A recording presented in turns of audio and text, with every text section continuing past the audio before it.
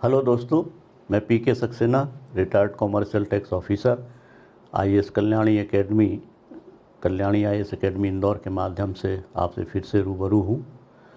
जैसा कि मैंने आपको बताया था कि मेरे इस समय जो लेक्चर चल रहे हैं वो शासकीय प्रारूपों के बारे में चल रहे हैं। पिछले 5-6 लेक्चर में मैंने 5-6 प्रारूपों के बारे में बताया है, आप लोगों तक पहुँचे भी होंगे। उसी श्रृंखला में मैं आज एक और शासकीय कार्यालयों में उपयोग में आने वाला पत्रक या प्रारूप कह सकते हैं, जिसे आदेश कहते हैं। देखिए, आदेश एक बड़ा सामान्य शब्द है। मानव समाज में आदेश देना, आज्ञा देना हमेशा से प्रचलित रहा है। परिवार में बड़ा आदमी होता है, उम्र में बड़ा होता है, पिताजी होते हैं, अपने बड़े भाई होते हैं, वो छोटे लोगों को आदेश देते हैं कि जाइए आप ये काम करिए और ये काम मुझे ला कर दीजिए, और छोटे का ये फ़र्ज बन जाता है कि वो फिर उस आदेश की पालन पूर्ति करता। ये एक सामान्य क्रिया है, अपनी बात को मनवाने के लिए आदेश देता है, आदेश की पालन पूर्ति होती है और ये आदेश की पूरी प्रक्रिया हो जाती है। शासकीय कार्यालय के संबंध में इसको यूँ कह सकते हैं कि जब एक वरिष्ठ अधिकारी कनिष्ठ अधिकारी को अपनी किसी बात को मनवाने के लिए जब किन्हीं शब्दों का प्रयोग करता है या वो जो चीज़ भी लिख कर देता है शब्दों के अंतर्गत, वो आदेश की श्रेणी में आ जाती है। क्लियर हो गया होगा। शासकीय कार्यालय में 2 तरह के अधिकारी हैं, एक वरिष्ठ होता है, एक कनिष्ठ होता है। ये तो नेचुरल चीज़ है कि आदेश हमेशा पद में बड़ा या उम्र में बड़ा व्यक्ति ही देता है, छोटा तो दे नहीं सकता। छोटे का तो कर्तव्य होता है आदेश की पालन पूर्ति करना। तो जब एक वरिष्ठ अधिकारी किसी विषय विशेष के संबंध में कनिष्ठ अधिकारी को कोई भी प्रक्रिया का पालन करने के लिए एक आदेश प्रसारित करता है या उसको कहता है कि तुमको ऐसा करना है, तो वो आदेश की क्रिया हो जाती है और उसके परिपालन में जो कनिष्ठ अधिकारी होता है वो अपने हस्ताक्षर से उस विषय के संबंध में जो आदेश दिया गया है उसके बारे में लिखकर उनको दे देता है अपने सीनियर ऑफिसर्स को कि लीजिए आपने जो कहा था वो आदेश की मेरे पालन पूर्ति हो गई। आदेश यूँ तो देखा जाए तो आदेश ही होता, लेकिन ये 2 तरह के होते हैं। एक तो ये होता है कि वरिष्ठ अधिकारी ने कनिष्ठ अधिकारी को किसी बात के पालन पूर्ति की करने के लिए कहा तो वो आदेश की क्रिया में आ गया। दूसरा तरह का न्यायालयीन आदेश होते हैं। जो न्यायालय होते हैं, हर ऑफिस में अधिकारियों के न्यायालय होते हैं, न्यायालय अलग से भी होते हैं, लेकिन जैसे कलेक्ट्रेट में और विभागों में न्यायालय कलेक्टर, न्यायालय एसडीएम, न्यायालय तहसीलदार, इस तरह से सबके न्यायालय होते हैं। तो ये लोग भी अपना एक आदेश पारित करते हैं किसी भी समस्या के बारे में, कोई भी जो उनको कार्य करना है, कोई उनको सब्जेक्ट दिया गया है जिस पे उनको आदेश देना है, तो आदेश जो प्रसारित करते हैं अपने हस्ताक्षर से, वो भी आदेश की श्रेणी में आते हैं। तो इस तरह से आदेश दो, लेकिन आदेश देना जो होता है वो यही कहलाता है कि वरिष्ठ अधिकारी या उम्र में बड़ा या पद में बड़ा अधिकारी छोटे अधिकारी को जब किसी क्रिया के पालन हेतु आदेशित करता है तो ये क्रिया आदेश बन जाती है। तो मैं समझता हूँ ये कोई बहुत बड़ी बात नहीं है। आदेश सामान्य सी चीज़ है, अपने परिवारों में भी प्रयुक्त होता है और कार्यालयों में भी उपयोग होता है, हर जगह इसका उपयोग होता है। आप कहीं भी क्लास में मान लीजिए आप हैं बैठे हैं तो आप अपने छोटे जूनियर को कह सकते हैं कि जाइए भाई छात्र, जूनियर छात्र, सीनियर छात्र मेरा ये काम करेगा, ये तो करेगा उस काम को। तो आदेश मतलब यही हो गया कि एक प्रक्रिया है जिसके द्वारा वरिष्ठ की बात को वरिष्ठ अपनी बात को मनवाने के लिए आदेश करता है। तो यही आदेश की है। चलिए, इसको मैं इस आदेश में कुछ अपन ये कह सकते हैं कि इनकी विशेषताओं, एक तो इसका महत्व ये हो गया कि आदेश के द्वारा क्या है, सरकारी कार्य आसानी से हो जाते हैं। जो कनिष्ठ अधिकारी होते हैं उनके ऊपर एक नियंत्रण हो जाता है, क्योंकि उनकी वो बाध्यता होती है कि उनको वरिष्ठ का जो आदेश है उसकी पालन पूर्ति करना है। तो शासकीय क्रियाएं चलती रहती हैं। अगर आदेश की क्रिया ना होती तो कोई किसी को आदेश नहीं देता, कोई पालन पूर्ति नहीं करता और कोई भी क्रिया जो है ना वो आगे नहीं बढ़ती। तो इसका यही महत्व अपन मान सकते हैं कि क्रियाओं को आगे बढ़ाने के लिए शासकीय कार्यालय में वरिष्ठ अधिकारी जो आदेश देते हैं वो कनिष्ठ उसकी पूर्ति करता है, तो वो क्रिया आगे बढ़ती चली जाती। ये तो इसका महत्व हो गया। अब आदेश की विशेषताओं पर भी चर्चा कर लेते हैं। तो पहला तो यही है कि आदेश हमेशा पद में बड़ा या उम्र में बड़ा व्यक्ति ही, जो अपने से बड़ा है उम्र में, वही प्रसारित कर सकता है। छोटा कभी आदेश नहीं देता है। आदेश की भाषा कठोर भी हो सकती है, भाई आदेश दिया है आपको कि आपको इसकी पालन करना है और आज ही करना है, तो आपके लिए वो बाध्यकारी भी होता है। तीसरी विशेषता आदेश की ये है कि आदेश की पालन पूर्ति आवश्यक होती है, वो आपको मानना आवश्यक है, अदरवाइज वो डिसओबे में आ जाएगा और आपके ऊपर दंडात्मक कार्रवाई की प्रक्रिया भी की जा सकती है। चौथे में आप ये कह सकते हैं कि जैसे आदेश किसी ने किया तो आदेश के खिलाफ अपील हो सकती है। हर न्यायालय के ऊपर न्यायालय होता है, तो जहाँ जिस स्तर से प्रक्रिया शुरू हुई है आदेश की, तो उस आदेश को उसके ऊपर के न्यायालय में अपील के द्वारा चुनौती दी जा सकती, फिर उसके द्वारा और ऊपर, जैसे आपने देखा होगा कि छोटे न्यायालय द्वारा आदेश प्रसारित किया गया, फिर उसको हाई कोर्ट में चुनौती दी गई जिसे उच्च न्यायालय कहते हैं, फिर सुप्रीम। तो मतलब आदेश को ऐसा नहीं है कि वो हो गया, आदेश के खिलाफ व्यक्ति चुनौती दे सकता है, अपील कर सकता है। और इसकी भाषा जैसा कि मैंने बताया आपको कि कठोर भी हो सकती है, और यही इसकी विशेषताएं मान सकते हैं कि जो मैंने आपको मोटा मोटा समझाया है। फिर से एक बार आपको रिवाइज कर दूं, आदेश वह क्रिया है जिसके तहत एक वरिष्ठ पद का अधिकारी अपने कनिष्ठ पद के अधिकारी को किसी विषय विशेष के संबंध में कुछ भी लिखने के लिए आदेशित करता है या कहने के लिए कहता है, किसी आदेश को मानने के लिए कहने के लिए कहता है, तो वो कनिष्ठ अधिकारी अपना जो लेख लिख के देगा वो उसकी आदेश की पालन पूर्ति हो जाती। एक बड़ी सामान्य सी क्रिया है। आइए इसको मैं आपको एग्ज़ाम में अगर लिखना होगा तो कैसे लिख सकते हैं, इसके बारे में बोर्ड में आपको मैं बता देता हूँ।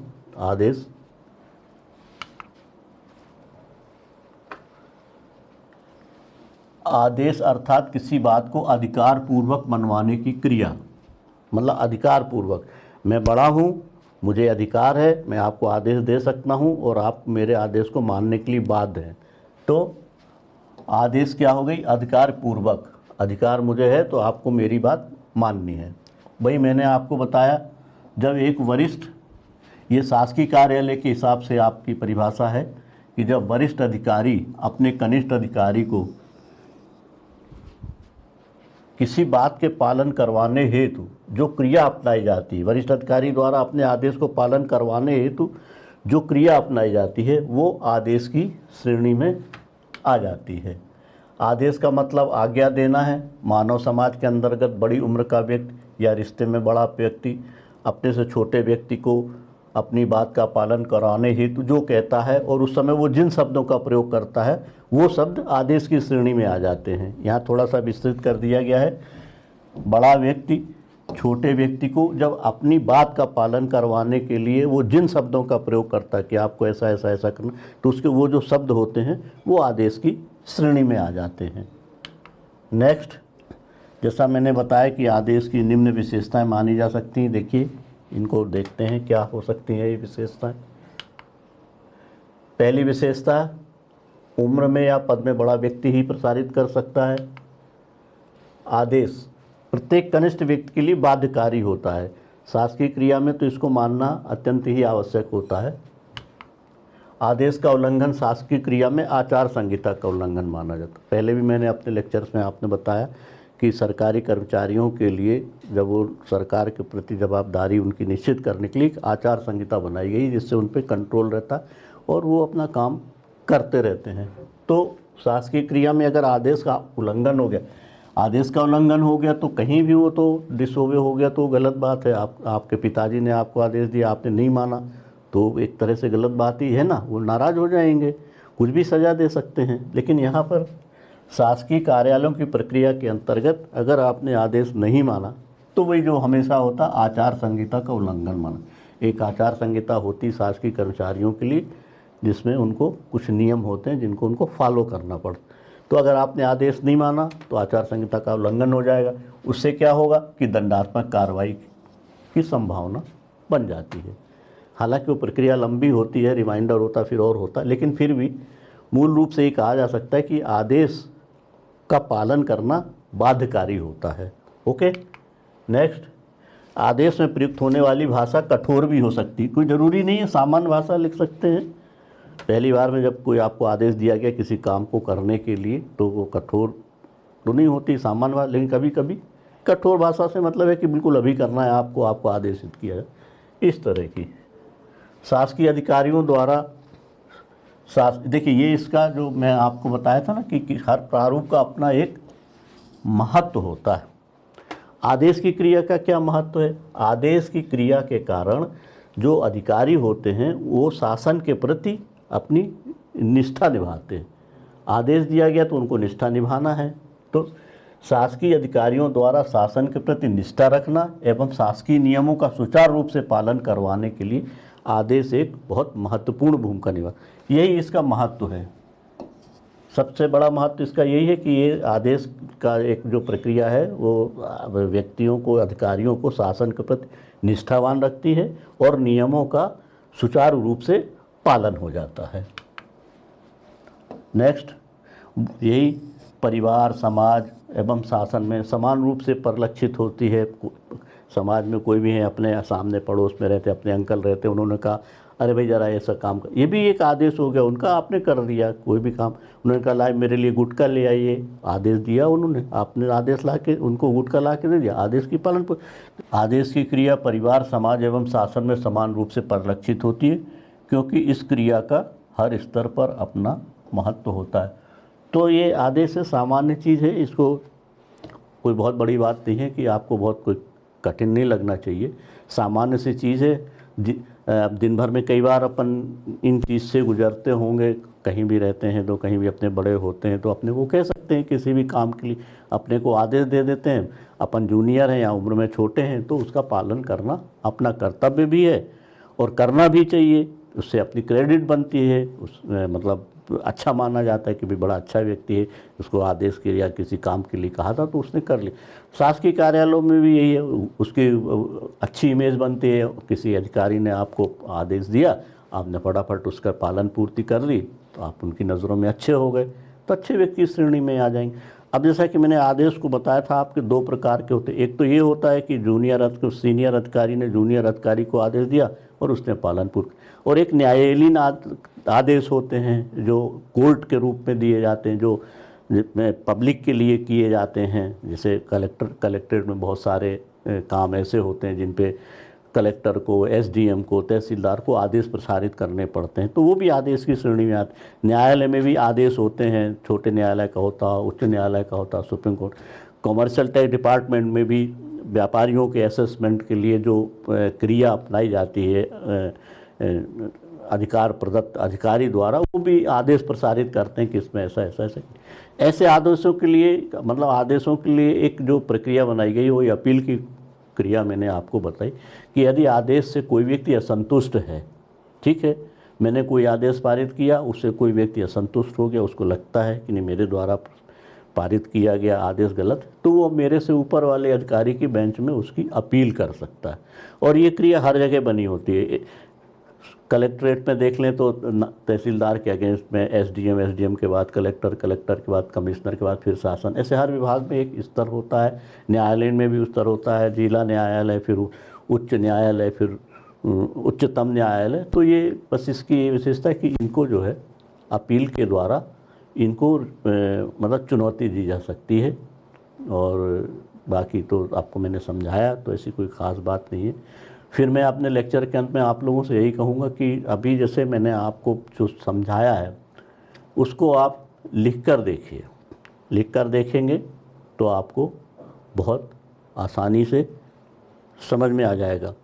आपको लगता होगा आदेश कैसे आदेश कुछ नहीं, आदेश पारित करने के लिए मैं आपको यहाँ बता देता हूँ कि अगर आपको आदेश पारित करना, आप कोई अधिकारी हैं तो आदेश कैसे पारित करेंगे, तो कैसे लिखेंगे।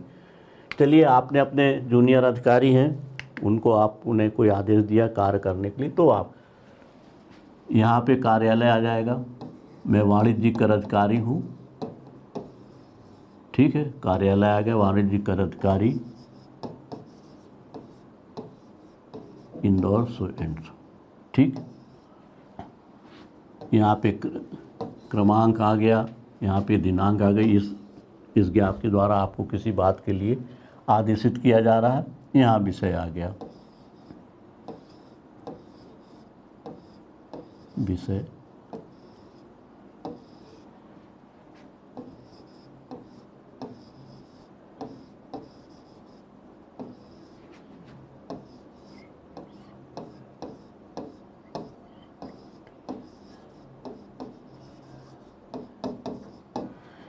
यहाँ पे विषय आ गया राजस्व प्राप्ति बाबत, मतलब राजस्व के संबंध में आपको कोई आदेश प्रसारित किया जा रहा है। वाणिज्यिक अधिकारी हैं प्रति, वो एक आदेश दे रहे हैं, किसको दे रहे हैं? वाणिज्य का निरीक्षक को उन्होंने आदेश दिया, Vakani ward so and so. उनके अंडर में बहुत सारे इंस्पेक्टर होते हैं, निरीक्षक होते हैं, 4-5 इंस्पेक्टर होते हैं, 3-4 होते हैं। सहायक वाणिज्यिक भी अधिकारी होते हैं, तो सहायक वाणिज्यिक अधिकारी को भी लिख सकते हैं कि प्रति सहायक वाणिज्यिक अधिकारी वार्ड ABCD। ठीक, ये हो गया, विषय हो गया, प्रति कर दी उन्होंने। वो अपने से सीनियर हैं, कोई सम्मानी सूचक शब्द नहीं लगाएंगे। उपरोक्त विषय में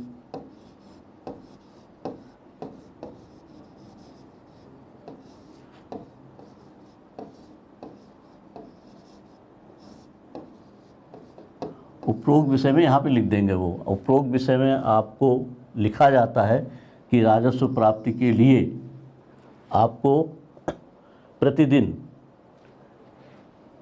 अपने इंस्पेक्टरों द्वारा ये कार्य करवाया जाना है जिसकी पालन पूर्ति आवश्यक है।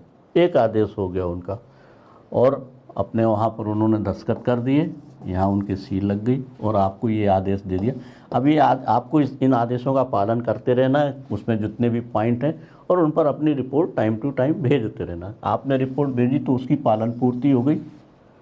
रिपोर्ट वैसे ही लिखते हैं जैसे प्रतिवेदन, कोई भी चीज़ होती है तो प्रतिवेदन हो गया। जैसे प्रतिवेदन में मैंने बताया था कि किसी भी विषय विशेष के बारे में आपसे रिपोर्ट मांगी जाती है और आप जो अपने शब्दों में लिख कर देते हैं वो प्रतिवेदन हो। आपने आदेश की पालन पूर्ति करी और उनको बता दिया कि आपने जो आदेश दिया था मैंने इसको ऐसे ऐसे करके इस कार्रवाई के तहत इसको पूरा कर दिया है, पालन पूर्ति प्रतिवेदन श्रीमान की ओर प्रेषित। तो ये आदेश हुआ, आदेश का आपने पालन कर दिया, प्रक्रिया पूरी हो गई। तो ये कोई बहुत बड़ी बात नहीं है, बस आपको केवल लिखने की प्रैक्टिस करना है। आप जितना लिखेंगे उतना आपको जल्दी आत्मसात होगा। एक तस्वीर दिमाग में बनती है लिखने के बाद कि आदेश क्या चीज़ है, आदेश को किन शब्दों में अपन परिभाषित कर सकते हैं, इसका महत्व क्या है और इसको लिखने का तरीका क्या। किसी भी प्रारूप के हमेशा 3 गुण होते हैं। हर लेक्चर में मैं आपसे एक ही बात कहता हूँ, किसी भी प्रारूप के 3 चीज़ों पर ध्यान रखना चाहिए। सबसे पहले उसकी परिभाषा क्या है, अपने विवेक से सोचिए कि क्या हो सकती है उसकी परिभाषा, अपने शब्दों में लिखिए उसको। फिर उसका महत्व, हर प्रारूप का कोई ना कोई महत्व, प्रतिवेदन का अपना महत्व है, रिमाइंडर लेटर का अपना महत्व है, डेमी ऑफिशियल अर्थशास्त्र की सबका महत्व है। ऐसे ही आदेश का भी महत्व ही है कि आदेश चूँकि बाध्यकारी होता है कनिष्ठ के लिए, तो उसको उसकी पालन पूर्ति करनी है और उसके कारण शासन का काम आगे चलता रहता है। अगर ये प्रक्रिया ना हो तो ये अवरुद्ध हो जाएंगे सारे काम। तो इसका भी महत्व, तो हर एक प्रारूप का कोई महत्व होता है। और फिर उसको लिखते कैसे हैं, हर एक का अलग अलग होता है। कुछ उसमें सामान्य बातें होती, कार्यालय है, विषय है, संदर्भ है, क्रमांक है, ये आप लिखेंगे तो आप अपने आप समझ जाएंगे, आपको प्रैक्टिस हो जाएगी। आप एक आदेश पारित करिए अभी बैठ के मेरे लेक्चर के बाद कि मैं वाणिज्यिक अधिकारी हूँ, एक कागज़ लीजिए और उस पर आप शुरू हो जाइए लिखना वाणिज्यिक अधिकारी, फिर अपना ऑफिस का क्रमांक डालिए, फिर आपके अंडर में जो सहायक वाणिज्यिक अधिकारी लिखिए प्रति सहायक वाणिज्यिक अधिकारी सो एंड सो। फिर कोई भी अपने दिमाग में, मैंने ये इबारत लिखी है, आप कलेवर में कोई भी इबारत लिख सकते हैं अपने सोच के द्वारा। सोच के देखिए, लिख के देखिए उसको, आपको फटाफट याद हो जाएगा, आपके दिमाग में बैठ जाएगा। जैसा कि मैं आपसे हमेशा कहता हूँ, मैंने जो अपना लेक्चर दिया है उसको आप सुना होगा आपने, तो उसको एक बार लिखिए आप। और वही जो हमेशा कहता हूँ कि अगर आपकी कोई क्वेरी रह गई हो तो उसे आप कल्याणी IAS अकेडमी के मेल बॉक्स में डाल दें, तो मैं उस क्वेरी का अपने अगले लेक्चर में आपको क्लियरेंस कर दूँगा। ओके।